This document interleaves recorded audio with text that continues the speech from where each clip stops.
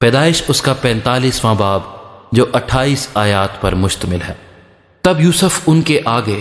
جو اس کے آس پاس کھڑے تھے اپنے کو ضبط نہ کر سکا اور چلا کر کہا، ہر ایک آدمی کو میرے پاس سے باہر کر دو۔ چنانچہ جب یوسف نے اپنے آپ کو اپنے بھائیوں پر ظاہر کیا، اس وقت اور کوئی اس کے ساتھ نہ تھا، اور وہ چلا چلا کر رونے لگا، اور مصریوں نے سنا، اور فرعون کے محل میں بھی آواز گئی۔ اور یوسف نے اپنے بھائیوں سے کہا، میں یوسف ہوں، کیا میرا باپ اب تک جیتا ہے؟ اور اس کے بھائی اسے کچھ جواب نہ دے سکے، کیونکہ وہ اس کے سامنے گھبرا گئے۔ اور یوسف نے اپنے بھائیوں سے کہا، ذرا نزدیک آ جاؤ، اور وہ نزدیک آئے۔ تب اس نے کہا، میں تمہارا بھائی یوسف ہوں، جس کو تم نے بیچ کر مصر پہنچوایا،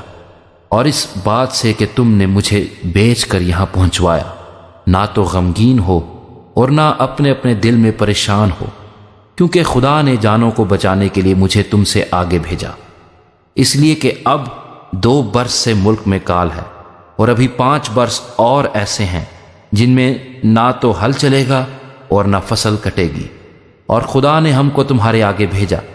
تاکہ تمہارا بقیہ زمین پر سلامت رکھے اور تم کو بڑی رہائی کے وسیلہ سے زندہ رکھے۔ پس تم نے نہیں بلکہ خدا نے مجھے یہاں بھیجا، اور اس نے مجھے گویا فرعون کا باپ اور اس کے سارے گھر کا خداوند اور سارے ملک مصر کا حاکم بنایا۔ سو تم جلد میرے باپ کے پاس جا کر اس سے کہو، تیرا بیٹا یوسف یوں کہتا ہے کہ خدا نے مجھ کو سارے مصر کا مالک کر دیا ہے۔ تو میرے پاس چلا آ،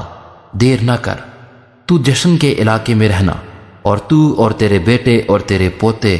اور تیری بھیڑ بکریاں اور گائے بیل اور تیرا مال و متاع، یہ سب میرے نزدیک ہوں گے، اور وہیں میں تیری پرورش کروں گا، تا نہ ہو کہ تجھ کو اور تیرے گھرانے اور تیرے مال و متاع کو مفلسی آ دبائے، کیونکہ کال کے ابھی 5 برس اور ہیں۔ اور دیکھو، تمہاری آنکھیں اور میرے بھائی بنیامین کی آنکھیں دیکھتی ہیں کہ خود میرے منہ سے یہ باتیں تم سے ہو رہی ہیں، اور تم میرے باپ سے میری ساری شان و شوکت کا جو مجھے مصر میں حاصل ہے اور جو کچھ تم نے دیکھا ہے سب کا ذکر کرنا،